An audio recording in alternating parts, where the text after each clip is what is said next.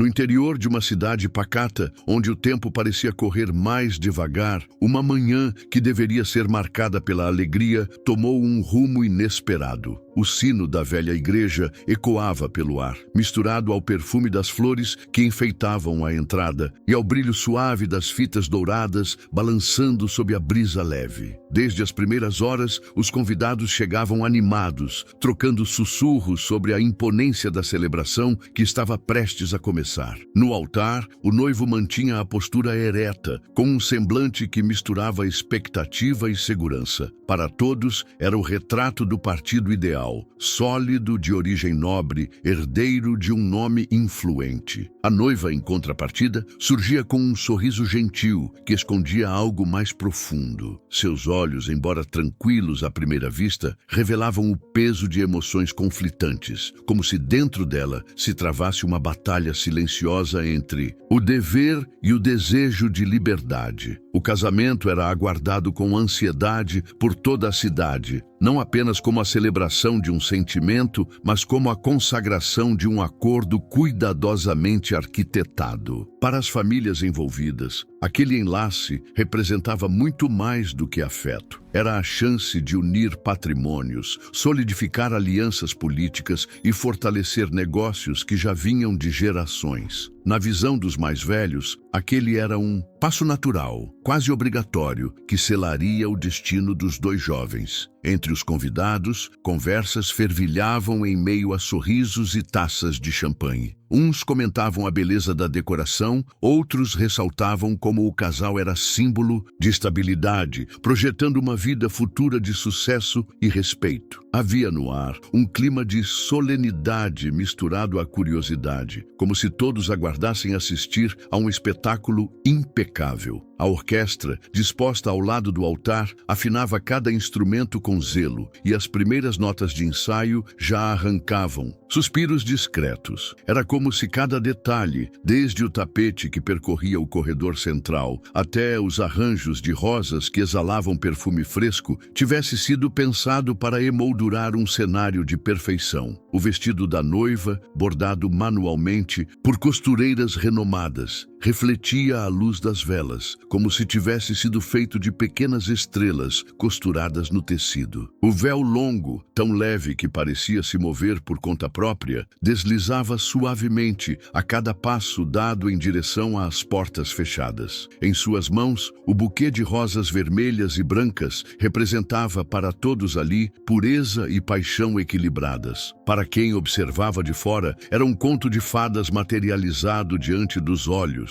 No entanto, por trás daquela imagem imaculada, escondia-se um turbilhão de sentimentos. A noiva, desde semanas antes, travava uma luta silenciosa contra a certeza de que estava prestes a trair a si mesma. O conflito não era fraqueza, mas a consciência clara de que seu coração pertencia a outro homem. Um homem que, por ironia cruel, também estava presente. Ele permanecia sentado nas últimas fileiras, quase invisível para os olhos alheios, mas cada fibra do ser dela percebia sua presença. Foi então que algo inesperado aconteceu. A poucos passos do altar, quando todos já se preparavam para o tão aguardado sim, a noiva simplesmente parou. O som de seus saltos cessou de repente e o silêncio se espalhou pela igreja como uma onda, engolindo cada sussurro, cada respiração. Era como se o tempo tivesse congelado. Ela apertou o buquê contra o peito, os dedos trêmulos, revelando a batalha interna que já não podia mais ser escondida. Seus olhos marejados percorriam o salão numa busca desesperada. E por um instante, que pareceu eterno, encontraram o olhar daquele que realmente amava, sentado discretamente nas últimas fileiras. Ali estava a faísca que reacendeu sua coragem. Um sopro de ar passou por seus lábios, como se fosse a primeira vez que respirava de verdade. Em seguida, fechou os olhos por um breve instante e, quando os abriu, não havia mais dúvida. A decisão estava tomada. O som seco do buquê batendo contra o chão explosão reverberou como um trovão no espaço sagrado, quebrando de vez a ilusão de perfeição. O murmúrio que surgiu em seguida foi quase um rugido, um coro de espanto e incredulidade. Os músicos, confusos, interromperam a melodia, e o eco da marcha nupcial incompleta permaneceu vibrando nos corações de todos os presentes. Sem olhar para trás, ela ergueu a barra do vestido e correu pelo corredor em sentido oposto ao altar. O noivo, paralisado, mantinha os olhos arregalados, incapaz de compreender o que estava acontecendo. Alguns convidados se levantaram, tentando impedir a cena, enquanto outros apenas observavam, boquiabertos, sem acreditar no que presenciavam.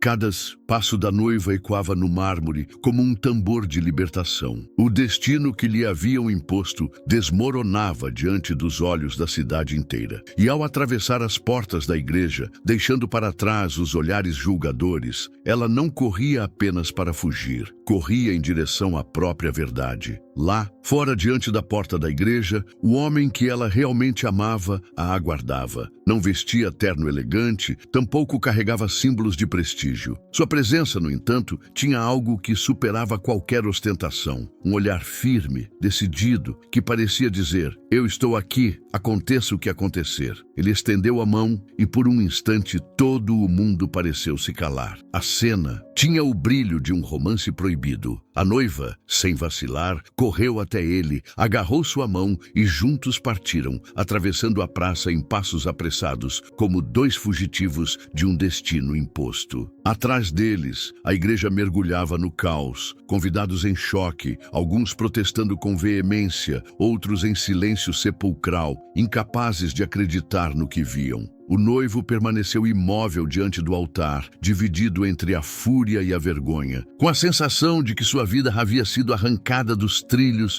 diante de toda a comunidade. A notícia correu como fogo em campo seco. Em poucas horas, cafés, praças e esquinas fervilhavam de comentários. Muitos afirmavam que ela havia enlouquecido, que jamais recuperaria a honra e condenara sua família a um estigma eterno. Outros, porém, aplaudiam sua ousadia. Diziam que era preciso mais coragem para escolher a verdade do que para sustentar uma mentira. O acontecimento tornou-se uma disputa simbólica entre duas forças imensas. De um lado, a tradição implacável, com suas correntes invisíveis. De outro, o anseio humano pela liberdade de amar. Mas então veio a reviravolta que poucos poderiam prever. Dias depois, descobriu-se que o homem pelo qual ela abandonara tudo estava gravemente doente. Uma enfermidade silenciosa o consumia há meses, e sua presença naquele dia foi um ato de desespero tanto quanto de amor. Ele não tinha tempo a oferecer,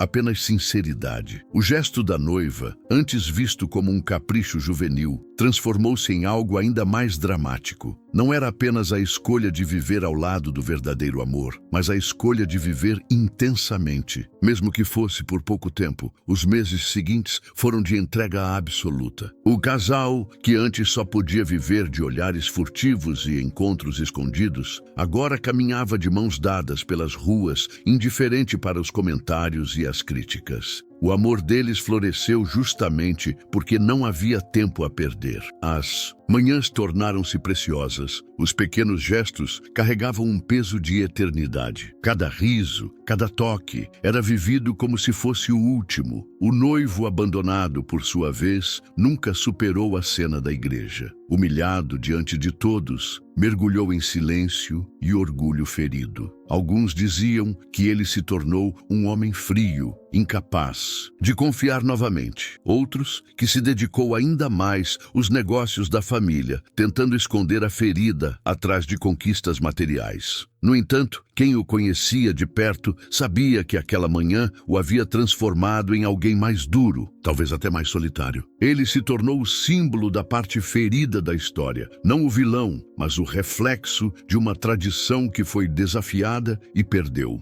O desfecho do verdadeiro amor, porém, trouxe lágrimas até mesmo àqueles que antes o condenavam. A doença avançou, lenta e implacável, e quando ele finalmente partiu, partiu com ela ao seu lado, segurando sua mão. Não houve riqueza, nem status, nem aplausos de sociedade alguma, mas houve amor. Amor cru, genuíno, sem máscaras. Foi um adeus doloroso, mas também uma vitória silenciosa. Provaram que a intensidade de alguns anos pode valer mais do que uma vida inteira sem paixão. Anos se passaram, e aquela história continuou ecoando como uma lenda viva. Alguns a recontavam como o maior escândalo da cidade, outros como a mais pura prova de que o amor verdadeiro é capaz de desafiar até a morte. Aquele sábado, que deveria ter sido apenas mais uma cerimônia previsível, tornou-se um marco. A fuga não foi só um gesto impetuoso, foi a recusa em viver aprisionada em um destino sem paixão e, ao mesmo tempo, a aceitação de um futuro incerto, carregado de dor, mas também de verdade. Mas o destino não havia encerrado a história. Ali, se a noiva partira com a lembrança de um amor verdadeiro e o noivo ficara marcado pela humilhação, havia ainda alguém que carregava uma chama diferente, a irmã do noivo. Ela, desde aquele fatídico dia, passou a viver na sombra do escândalo. Para ela, não fora apenas o irmão que fora ultrajado, mas toda a família. Cada comentário maldoso, cada olhar de piedade nas ruas recaía sobre o seu sobrenome. E a vergonha que o irmão tentava esconder em silêncio, ela transformou em combustível. Com o passar dos anos, a dor virou determinação. Se o casamento fracassado havia deixado feridas abertas, para ela só havia uma saída: vingança. Não vingança cega ou imediata, mas calculada, fria, construída com paciência. Enquanto o irmão tentava seguir em frente, ela não esquecia. Jurou a si mesma que faria com que a noiva e todos os que aplaudiram sua fuga pagassem o preço. Assim, começou a segunda parte dessa história, marcada não mais por um romance proibido, mas por um conflito silencioso que se alimentava do rancor. A irmã do noivo, envolta em ressentimento e em um desejo quase obsessivo de recuperar a honra da família, preparava o terreno para seu próprio capítulo. A lenda do casamento que nunca aconteceu, repetida em cafés e praças, estava prestes a ganhar uma continuação sombria, desta vez escrita não pelo amor, mas pelo ódio que cresce na escuridão. Anos haviam passado desde o casamento interrompido. A cidade, embora ainda murmurasse a história de tempos em tempos, começava a tratá-la como uma lenda distante, quase folclórica. Mas para Helena, a irmã do noivo abandonado, cada palavra lembrada ainda era como uma lâmina. Ela nunca conseguiu esquecer o olhar vazio do irmão naquele altar, nem as gargalhadas abafadas que ouviu pelas ruas nos dias seguintes. O sobrenome da família, antes sinônimo de respeito, agora carregava uma mancha. Onde quer que fosse, Helena percebia os olhares disfarçados, as conversas que se calavam quando ela passava. Ao contrário do irmão, que se fechara em um silêncio melancólico e se enterrara nos negócios para tentar seguir adiante, Helena transformou a humilhação em uma promessa secreta. Jurou diante de si mesma que a mulher que destruíra a vida de seu irmão pagaria. Não imediatamente, não com gestos impensados, mas no tempo certo, de uma forma que ninguém pudesse prever. Helena começou a estudar as fraquezas da antiga noiva. Observava de longe, acompanhava discretamente sua rotina, perguntava a conhecidos sem levantar suspeitas. Descobriu que, após a morte do verdadeiro amor, a mulher vivia em solidão, sustentando-se de lembranças e da aura romântica que a cidade lhe atribuía. Para muitos, ela era símbolo de coragem. Para Helena, era apenas uma fugitiva que escolhera manchar uma família inteira. Enquanto o irmão tentava apagar o passado, ela planejava reacendê-lo. Não se tratava apenas de vingança, era uma questão de honra. E assim começou a tecer sua rede de intrigas, lenta e silenciosa, como a aranha que constrói sua teia. Cada gesto calculado, cada palavra lançada em confidência nos salões sociais tinha um propósito: virar a opinião da cidade contra aquela que um dia fora aclamada como heroína do amor verdadeiro. Helena não queria apenas destruir a imagem da rival. Ela queria algo maior, fazê-la provar o gosto amargo da humilhação pública. Helena sabia que vingança não se constrói com pressa. Por isso, esperou o momento certo. E ele veio em uma noite de gala, quando a elite da cidade se reuniu para celebrar a inauguração de um novo salão social. Era o lugar perfeito. Sorrisos impecáveis, taças de cristal tilintando, vozes baixas, comentando sobre negócios e reputações. Ali, cada palavra tinha o peso de um veredicto. A antiga noiva também estava presente. Vestia-se com elegância simples, carregando ainda a aura de mistério que a cercava desde o dia da fuga. Para alguns, ela era uma mulher marcada pela tragédia, para outros, uma romântica que vivera intensamente. Mas para Helena, era apenas a culpada por ter jogado o nome de sua família na lama. Aproveitando-se das conversas ocasionais, Helena começou a lançar pequenas frases, aparentemente inocentes. É curioso, vocês sabiam que nem todos acreditam naquela história de amor? Há quem diga que a fuga foi premeditada, que havia interesses escondidos, e pensar que alguns a chamam de corajosa quando talvez tenha sido apenas covarde. As palavras, ditas com ar de confidência, foram se espalhando como veneno diluído em vinho. Os convidados, instigados pelo tom sutil de dúvida, começaram a olhar de outra forma para a mulher que caminhava solitária pelo salão. Murmúrios se multiplicaram, olhares de julgamento se acenderam. No centro de tudo, a noiva fugitiva parecia sentir a mudança no ar. Percebia que as conversas se interrompiam quando passava, que sorrisos cordiais escondiam algo mais sombrio. O peso da sala começou a sufocá-la, como se estivesse novamente caminhando pelo corredor da igreja, só que desta vez sem música, sem flores, apenas a sombra da desconfiança. Helena observava de longe, com a frieza de quem move peças em um tabuleiro. O primeiro golpe havia sido desferido. Não era escandaloso, não era direto, mas era suficiente para reacender dúvidas, para fazer com que o mito da mulher corajosa começasse a rachar diante dos olhos da cidade. Enquanto todos brindavam, Helena ergueu sua taça em silêncio. O jogo estava apenas começando. O salão já começava a esvaziar-se quando Helena decidiu que era a hora. A antiga noiva, isolada em um canto, observava em silêncio os últimos convidados se despedirem. Seus olhos, embora firmes, carregavam um peso evidente. Ela sabia que algo havia mudado naquela noite. Helena se aproximou com passos lentos, o som dos saltos ecoando no piso de mármore como uma contagem regressiva. A mulher ergueu o olhar e encontrou pela primeira vez em anos os olhos cheios de fogo da irmã do homem que abandonara no altar.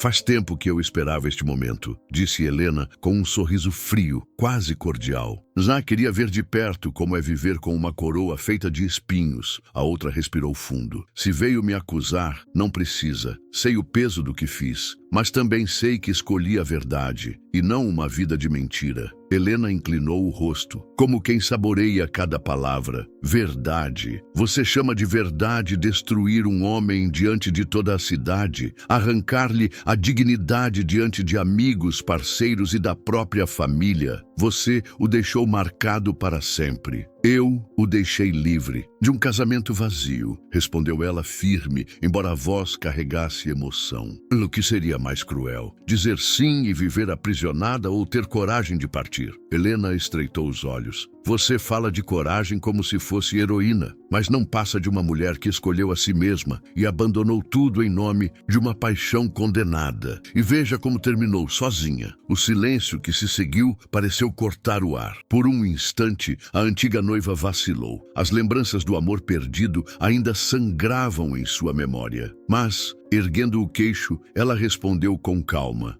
Melhor viver sozinha por ter amado de verdade, do que rodeada por riquezas e nunca conhecer a plenitude de um coração livre. Helena sorriu, mas em seus olhos brilhava algo sombrio. Talvez... Mas saiba que não pretendo descansar enquanto a cidade lembrar de você como mártir. Vou fazer com que todos a vejam pelo que realmente é, uma covarde que fugiu. As duas permaneceram frente a frente, presas em um duelo silencioso. Não havia gritos, nem histeria. Apenas duas mulheres marcadas por escolhas opostas, uma movida pelo amor, outra pelo rancor. E naquele instante ficou claro: o verdadeiro conflito não era mais sobre o noivo abandonado, mas sobre a memória que ficaria para a posteridade. Depois daquele confronto, Helena tinha certeza de uma coisa: palavras já não bastavam. A antiga noiva era resiliente demais para ser destruída apenas com boatos. Se queria vingança de verdade, teria de ir além, atingir não só sua imagem, mas seu destino. Nos dias seguintes, Helena começou a costurar alianças silenciosas. Procurou conhecidos influentes, empresários ressentidos, até figuras religiosas que ainda viam a fuga no altar como uma afronta sagrada. Bastava tocar na ferida certa e o veneno se espalhava sozinho. Ela desonrou a fé, ela desonrou a família, ela não merece piedade. Helena incentivava essas vozes como quem atiça brasas escondidas, e logo o murmúrio se transformou em um eco incômodo pelas ruas da cidade. Mas não era o suficiente. Helena queria algo mais pessoal, algo que marcasse para sempre. Descobriu que a noiva fugitiva trabalhava em silêncio em uma pequena escola comunitária, onde ajudava crianças órfãs e viúvas da guerra. A comunidade a via como alguém que havia transformado sua dor em generosidade. Era esse o pilar que a mantinha respeitada. E Helena, um segredo capaz de virar novamente a maré e expor a própria Helena diante de todos. Quando parecia que o cerco estava completo e que a noiva fugitiva estava prestes a sucumbir sob as acusações, uma verdade adormecida começou a emergir. Helena, confiante, acreditava que tinha todas as cartas nas mãos, mas subestimara a força silenciosa da rival. Entre os documentos antigos que a mulher guardava em uma pequena caixa de madeira, escondida no fundo de um armário, havia cartas. Não eram cartas comuns, eram trocas íntimas entre Helena e figuras influentes da cidade, correspondências que revelavam acordos obscuros, favores comprados com silêncio e manipulações veladas. Anos atrás, quando ainda buscava proteger o irmão da humilhação pública, Helena escrevera desesperada a líderes locais, pedindo para que abafassem comentários, chegando até a pagar para que certas versões da história circulassem. Essas cartas, que poderiam parecer esquecidas pelo tempo, haviam sido guardadas pela noiva fugitiva.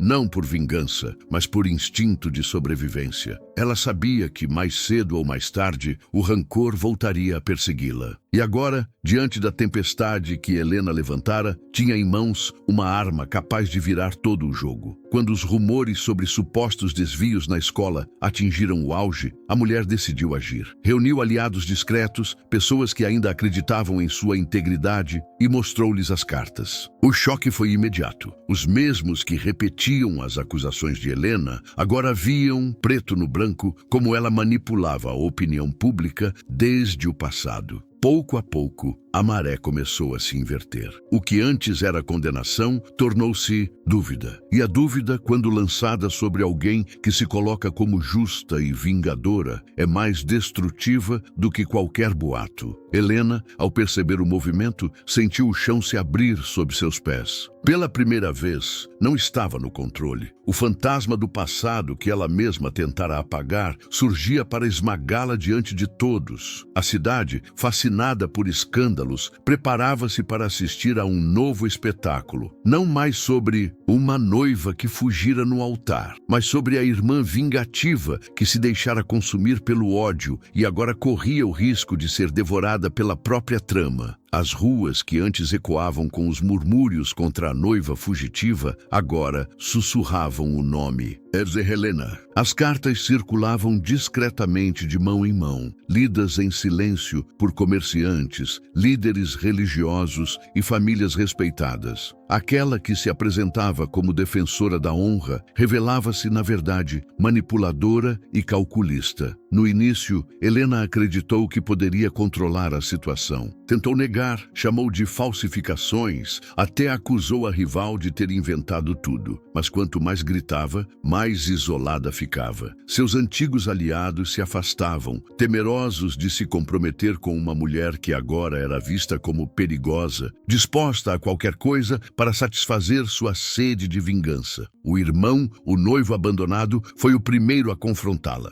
Em uma noite tensa, bateu à porta do quarto de Helena e disse com voz dura: "Você me trouxe mais vergonha do que ela jamais poderia ter causado. Se havia uma ferida, você não a curou. Apenas a transformou em cicatriz para todos verem." Essas palavras foram mais cortantes do que qualquer julgamento público. O homem que ela jurara defender agora a acusava de ser a causa da nova ruína da família. Helena, pela primeira vez, sentiu o peso do vazio. Não tinha vencido, não tinha protegido ninguém. Havia perdido tudo. A cidade, fascinada por tragédias, assistia de longe ao desmoronamento da figura outrora imponente. Helena passou a evitar eventos sociais. Fechava-se em casa, temendo até o som dos sinos da igreja que anos antes haviam marcado o início de toda a história. O ódio que alimentou por tanto tempo a devorava de dentro para fora, como um veneno sem antídoto. E a noiva fugitiva seguia em silêncio, sem se vangloriar da vitória. Não precisava. A verdade tinha feito seu trabalho. O destino, cruel e inevitável, dera a Helena a mesma sentença que ela queria impor à outra: viver sob o peso da humilhação pública. Sua vingança se tornara sua própria prisão. No fim, a cidade não lembraria apenas da noiva que fugiu do altar, mas também da irmã que, consumida pelo rancor, caiu diante dos próprios planos. Os meses que se seguiram ao escândalo foram impiedosos. Para Helena, o nome da família que ela jurara defender estava ainda mais manchado. Seu irmão a evitava e nas ruas já não era recebida com respeito, mas com olhares de desconfiança e desprezo. A mulher que um dia ergueu taças em salões luxuosos, agora atravessava becos com o rosto coberto, como quem carrega uma cicatriz invisível. O silêncio da cidade era ensurdecedor. Helena descobriu que a solidão pode ser mais cruel do que qualquer sentença. Os amigos sumiram, os aliados fecharam portas e até os serviçais, que antes lhe devotavam lealdade, começaram a pedir dispensa. Ela, que sempre buscara controlar cada detalhe, estava pela primeira vez à mercê de si mesma. Foi então que o inevitável aconteceu. Numa tarde cinzenta, Helena entrou na igreja onde toda a tragédia começara. O altar, ainda intacto, parecia carregar o peso das lembranças. Lá, sozinha, ajoelhou-se e chorou como nunca. Não chorava apenas pelo ódio que a consumira, mas pela vida que havia desperdiçado, tentando vingar um orgulho que nunca lhe pertenceu de verdade. Alguns dizem que, naquela noite, ela deixou a cidade em silêncio, levando apenas uma mala e desaparecendo sem deixar rastros. Outros contam que foi encontrada dias depois, caída nos degraus da mesma igreja, vencida pelo peso da própria amargura. Seja como for, a história da irmã vingativa tornou-se inseparável da lenda da noiva fugitiva. E assim,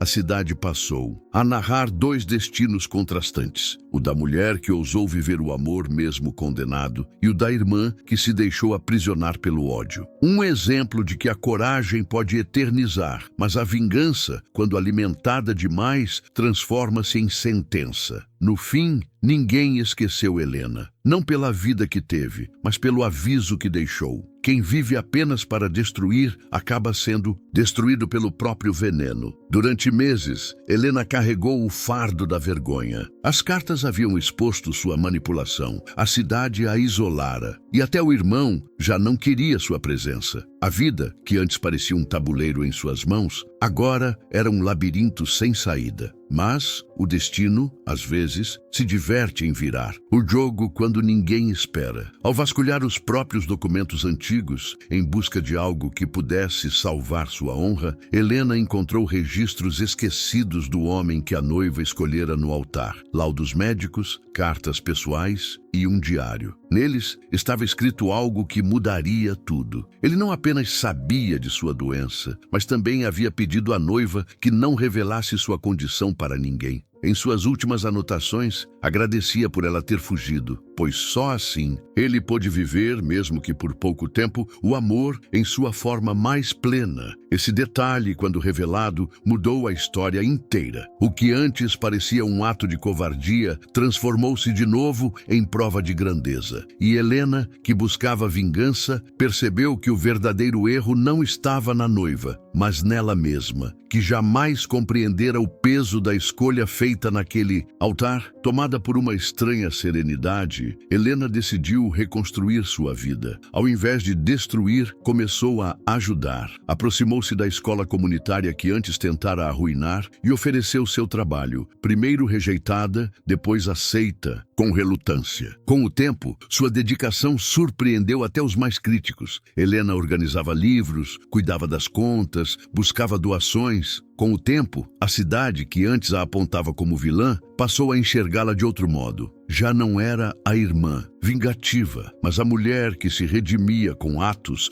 e não com palavras. O irmão, vendo sua mudança, finalmente a perdoou. E num gesto inesperado, a própria noiva fugitiva, agora viúva, mas respeitada pela memória de seu amor, estendeu-lhe a mão. O passado não poderia ser apagado, mas o futuro poderia ser escrito de outra forma. Assim, a lenda da cidade ganhou um novo capítulo, não mais sobre fuga nem sobre rancor, mas sobre reconciliação. Helena descobriu que a verdadeira vingança contra o destino não era destruir, mas reconstruir. E o final, contra todas as previsões, foi feliz. Pois a cidade, que por anos se alimentara de escândalos, finalmente testemunhou algo mais raro: o poder da transformação. No fim, a cidade já não falava da fuga no altar como um escândalo, nem da vingança como uma maldição. Falava da coragem de amar e da capacidade de perdoar. E a história, que começou com lágrimas e rancor, terminou como um lembrete eterno. O amor pode ferir, o ódio pode consumir, mas só a redenção tem o poder de transformar tragédias em esperança.